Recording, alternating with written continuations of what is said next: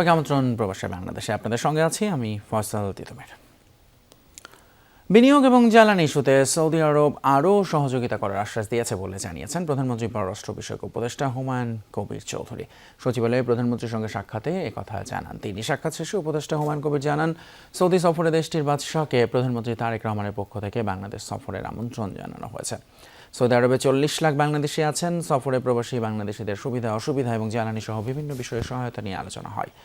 ভবিষ্যতে বিনিয়োগ ও জ্বালানি ইস্যুতে দ্বিপাক্ষিক সম্পর্ক আরও জোরদার করার উপর গুরুত্ব দেওয়া হয়েছে। সামনে দুই দেশের ব্যবসা বাণিজ্য আরও বাড়বে বলেও মনে করেন প্রধানমন্ত্রীর পররাষ্ট্র উপদেষ্টা।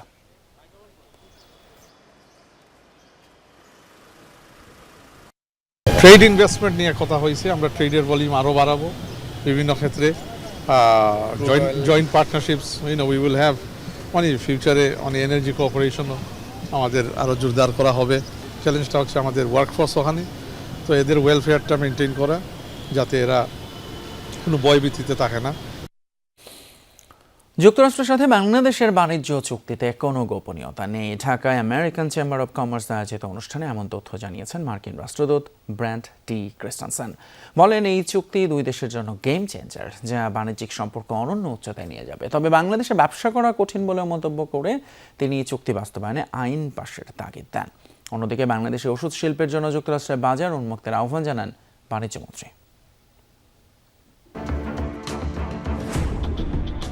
মেয়াদের শেষ সময়ে যুক্তরাষ্ট্রের সাথে বাণিজ্য চুক্তি করে অন্তর্বর্তী সরকার, যা ঘিরে পরবর্তীতে নানা আলোচনার সমালোচনা দেখা দেয়।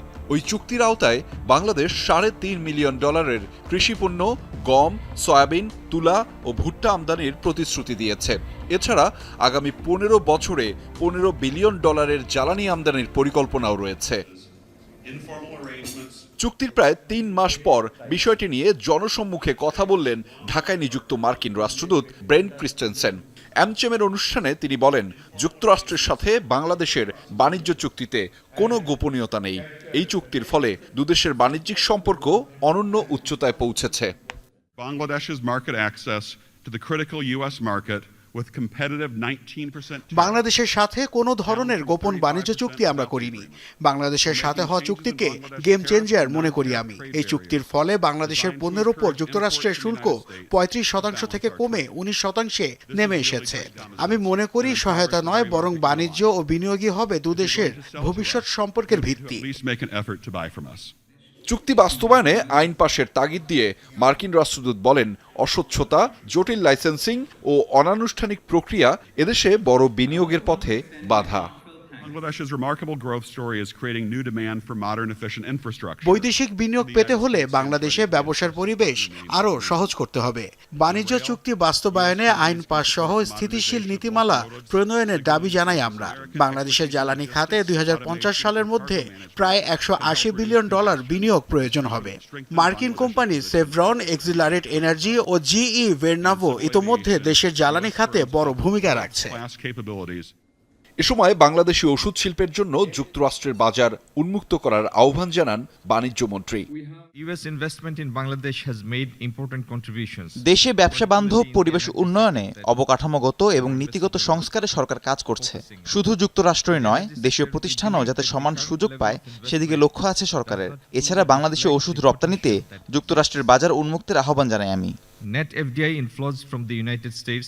বাংলাদেশ ও যুক্তরাষ্ট্রের সম্পর্ক এখন আগের যে কোনো সময়ের চেয়ে শক্তিশালী বলেও উল্লেখ করেন বক্তারা। আহমেদ রেজা, যমুনা নিউজ, ঢাকা।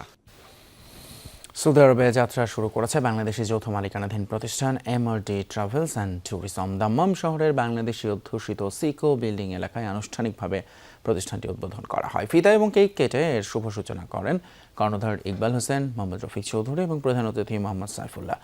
উদ্বোধনী অনুষ্ঠানে মালিক পক্ষ জানায়, সুলভ মূল্যে আন্তর্জাতিক অভ্যন্তরীণ বিমানের টিকিটের পাশাপাশি প্রবাসীদের প্রয়োজনীয় সেবা দেবে প্রতিষ্ঠানটি। মানসম্মত এবং নির্ভরযোগ্য সেবা নিশ্চিতের প্রত্যাশা নিয়ে নতুন এই উদ্যোগকে স্বাগত জানিয়েছেন দেশটির স্থানীয় প্রবাসীরা। তাদের মাধ্যমে অসংখ্য বাংলাদেশের কর্মসংস্থানের ব্যবস্থা হয়েছে। আমি দোয়া করবো বা আমরা প্রত্যাশা করবো তাদের ভবিষ্যতে আরো কর্মসংস্থান বৃদ্ধি হবে। হেদমতের কাজ, ট্রাভেল এজেন্সি এবং কার্গো ইনশাআল্লাহ সবটা পাবেন সীমিত লাভে। ইনশাআল্লাহ কার্গো এবং টিকিট এবং উমরা সার্ভিস এবং সব ধরনের খেদমা যুক্তরাজ্যে ইউনিভার্সাল আইডিয়াল কলেজের উদ্যোগে আয়োজিত হয়েছে মতবিনিময় সভা এবং সংবর্ধনা অনুষ্ঠান। ব্রিটেনের এক অভিজাত রেস্তোরাঁয় আয়োজিত অনুষ্ঠানে সভাপতিত্ব করেন কলেজের ট্রাস্টি মেম্বার আখলাকুর রহমান লুকু, পরিচালনা শাহান চৌধুরী। প্রধান অতিথি এবং সংবর্ধিত ব্যক্তিত্ব হিসেবে উপস্থিত ছিলেন জমিনুল ইসলাম সিরাজ। বিশেষ অতিথি হিসেবে বক্তব্য রাখেন জাকারিয়া আহমেদ।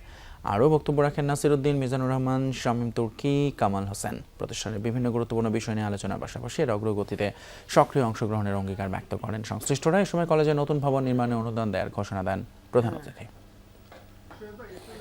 সরকার ট্রুথ কমিশন গঠন করলে তাকে স্বাগত জানাবে ব্রিটেন। এই অবস্থান স্পষ্ট করে ব্রিটিশ হাইকমিশনার সারা কুক বলেছেন, জুলাই হত্যাকাণ্ডে অভিযুক্ত কেউ যুক্তরাজ্যে থাকলেও তাদের কোনো তথ্য নীতিগতভাবে প্রকাশ করবে না দেশটি।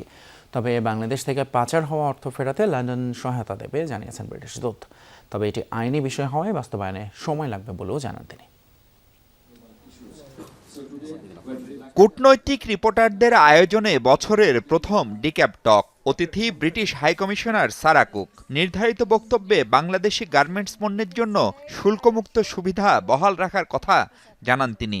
Including ready-made garments will remain duty-free and have duty-free access to the UK market. বলেন, সামরিক ও নিরাপত্তা খাতে ঘনিষ্ঠতা বাড়ছে ঢাকা ও লন্ডনের। নির্বাচনের আগে লন্ডনে বর্তমান প্রধানমন্ত্রী তারেক রহমানের সাথে বৈঠক প্রসঙ্গে জানতে চাইলে প্রাইভেট মিটিংয়ের কথা বলতে চাননি তিনি। মন্তব্য করেননি বহুল আলোচিত যুক্তরাষ্ট্রের সাথে বাংলাদেশের চুক্তি নিয়েও। পেশাদার এই কূটনীতিক মানবাধিকার, গুম ও ব্যাংকিং নিয়ে অন্তর্বর্তী সরকারের সংস্কার চেষ্টার ভবিষ্যৎ নির্বাচিত সংসদই নির্ধারণ করবে বলেও মন্তব্য করেন। And it's for Parliament to decide the best course of action in terms of taking forward the reforms and the July Charter.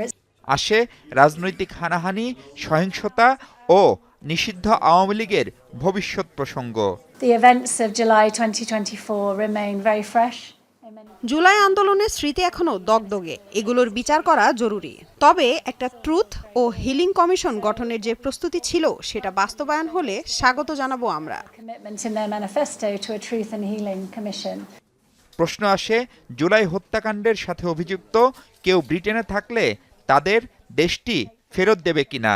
জবাবে স্বভাবসুলভ কূটনৈতিক উত্তর তাঁর। It's not possible for me to discuss possible return. এ বিষয়ে আমাদের অবস্থান আগের মতোই। ব্যক্তিগত কারো কোনো তথ্য ব্রিটিশ সরকার শেয়ার করে না। আমরা সেই নীতি মেনে চলেছি, চলবো। We have a very good relationship where we can talk these things through. গেল আওয়ামী লীগ সরকারের সময় বিপুল অর্থ যেসব দেশে পাচার হয়েছে তার মধ্যে ব্রিটেন অন্যতম। টাকা পাঠানোর সময় জটিলতা না হলেও ফেরানোর প্রক্রিয়া এত কঠিন কেন জানতে চান সাংবাদিকরা। On asset recovery, as I said, we are very committed to work. আমরা নীতিগতভাবে এসব অর্থ ফেরাতে সহায়তা করতে প্রস্তুত, কিন্তু মাথায় রাখতে হবে এর পেছনে আইনি অনেক প্রক্রিয়া আছে যা সময় সাপেক্ষ। It does take time. It's a legal process. Mob সংস্কৃতি নিয়ে সরাসরি মন্তব্য না করলেও মানবাধিকার সুরক্ষা ব্রিটেনের সবসময়ের অগ্রাধিকার বলে দাবি করেন পশ্চিমা এই প্রভাবশালী কূটনীতিক। Long-standing commitments to the promotion and protection of human rights around the world. Mahfuz Mishu, Jamuna news, Dhaka. বিশ্বাসযোগ্য এবং প্রতিযোগিতামূলক হয়েছে ত্রয়োদশ সংসদ নির্বাচন। মূল্যায়ন ইউরোপীয় ইউনিয়নের নির্বাচন পর্যবেক্ষক মিশনের জানিয়েছে, কয়েকটি আসনে অনিয়মের অভিযোগ থাকলেও প্রমাণ মেলেনি। ভবিষ্যৎ নির্বাচনী প্রক্রিয়া আরও শক্তিশালী করতে 19টি সুপারিশও দিয়েছে সংস্থাটি।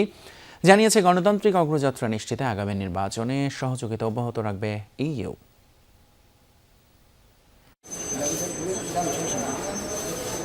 বাংলাদেশের ত্রয়োদশ জাতীয় সংসদ নির্বাচন স্বল্প ও দীর্ঘমেয়াদী পর্যবেক্ষণ করে ইউরোপীয় ইউনিয়নের নির্বাচন পর্যবেক্ষক মিশন। ভোটের পর স্বল্পমেয়াদী পর্যবেক্ষণে নির্বাচনকে গ্রহণযোগ্য ও শান্তিপূর্ণ বলে উল্লেখ করেছিল সংস্থাটি। দীর্ঘ 2.5 মাস পর মঙ্গলবার রাজধানীর একটি হোটেলে চূড়ান্ত প্রতিবেদন প্রকাশ করে ইউরোপীয় ইউনিয়নের নির্বাচন পর্যবেক্ষক মিশন। এ সময় মিশন প্রধান ইভার্স ইজ্যাবস নির্বাচনকে বিশ্বাসযোগ্য ও প্রতিযোগিতামূলক হিসেবে মূল্যায়ন করেন। এই নির্বাচন গণতন্ত্র পুনরুদ্ধারের পথে একটি গুরুত্বপূর্ণ ধাপ। আমাদের চূড়ান্ত মূল্যায়ন হলো নির্বাচন সামগ্রিকভাবে সুষ্ঠু ও পেশাদারভাবে পরিচালিত হয়েছে। ভোটের দিন ছিল শান্তিপূর্ণ এবং সুশৃঙ্খল, ফলাফল গণনা ও প্রকাশ প্রক্রিয়া ছিল স্বচ্ছ, অধিকাংশ ক্ষেত্রে মৌলিক স্বাধীনতা বজায় ছিল। মিশন প্রধান জানান, নির্বাচন কমিশন স্বচ্ছতা বজায় রেখে স্বাধীনভাবে কাজ করেছে, যা অংশীজনদের আস্থা বাড়িয়েছে। প্রায় 8.25 লাখ প্রবাসীর ভোটদানকে ইতিবাচক হিসেবে উল্লেখ করা হয়। তবে বেশ কিছু চ্যালেঞ্জও পর্যবেক্ষণে এসেছে মিশনের, বিশেষ করে ফল প্রকাশের ধীরগতি ও অনেকটা অ্যানালগ পদ্ধতি ডিজিটাল যুগে তথ্য প্রাপ্তিকে সীমিত করেছে। বেশ কিছু চ্যালেঞ্জ উঠে এসেছে আমাদের পর্যবেক্ষণে। বিচ্ছিন্ন সহিংসতা ও অনলাইন বিভ্রান্তিকর তথ্য, নারীদের সীমিত অংশগ্রহণ, নির্বাচনী অর্থায়নের স্বচ্ছতার ঘাটতিকে বিশেষভাবে উল্লেখ করতে চাই আমি। এছাড়া প্রায় 5 লাখের বেশি সোশ্যাল মিডিয়া পোস্ট বিশ্লেষণ করে অন্তত 23টি ভুয়া তথ্য প্রচারের ঘটনা শনাক্ত করা হয়েছে। প্রতিবেদন অনুযায়ী মোট প্রার্থীর মধ্যে নারীদের অংশগ্রহণ ছিল 4%-রও কম। এছাড়া নারী ও সংখ্যালঘুদের বিরুদ্ধে অনলাইন ও অফলাইন সহিংসতার অভিযোগ পাওয়া গেছে। ভবিষ্যৎ নির্বাচনী প্রক্রিয়া আরও শক্তিশালী করতে 19টি সুপারিশও দিয়েছে সংস্থাটি, যার মধ্যে 6টি সুপারিশকে অগ্রাধিকার দেওয়ার কথা বলা হয়। কয়েকটি সুপারিশকে প্রাধান্য দিতে চাই আমরা। এর মধ্যে নির্বাচনী আইনের সংস্কার ও অস্পষ্টতা দূর করা, ভোট গণনা ও ফল প্রকাশে আরও স্বচ্ছতা নিশ্চিত করা, রাজনৈতিক দলের 33% নারী অংশগ্রহণ নিশ্চিত করা, সামাজিক মাধ্যমে ভুয়া তথ্য ঠেকাতে কার্যকর নীতিমালা, নির্বাচনী ব্যয়ের স্বচ্ছতা ও নজরদারি জোরদার ও পোস্টাল ভোটের সুযোগ আরও বিস্তৃত করা। পর্যবেক্ষক মিশন প্রধান জানান, ইইউ বাংলাদেশ সরকারের সাথে যৌথভাবে ভবিষ্যৎ নির্বাচনী সংস্কারে কাজ করতে প্রস্তুত।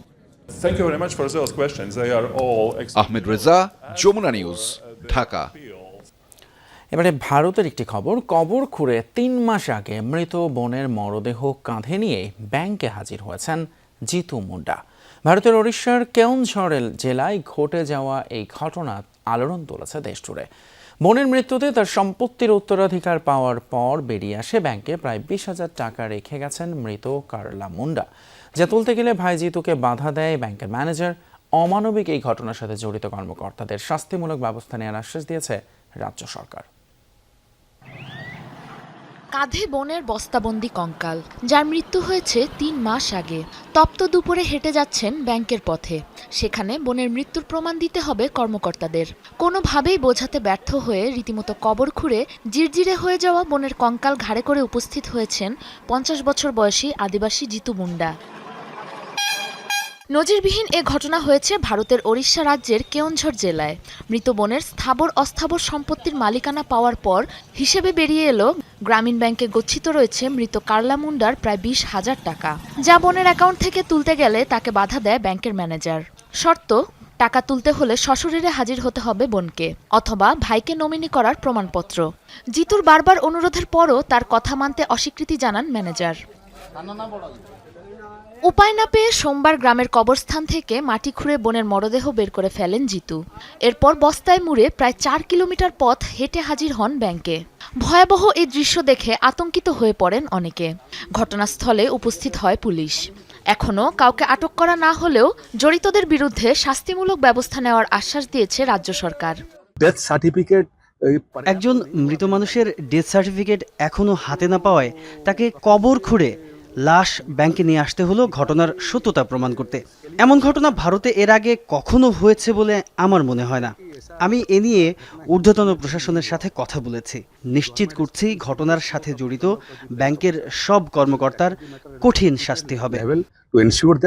জটিল আইনি মারপ্যাচ বুঝতে না পেরে নিরুপায় হয়েই এমন বেপরোয়া পদক্ষেপ নিয়েছে নিরক্ষর জিতু। পাওনা টাকা উত্তোলনের সব ধরনের সহযোগিতার প্রতিশ্রুতি দিয়ে তার বোনের দেহাবশেষ পুনরায় সমাহিত করার ব্যবস্থা করেছে নিরাপত্তা বাহিনী।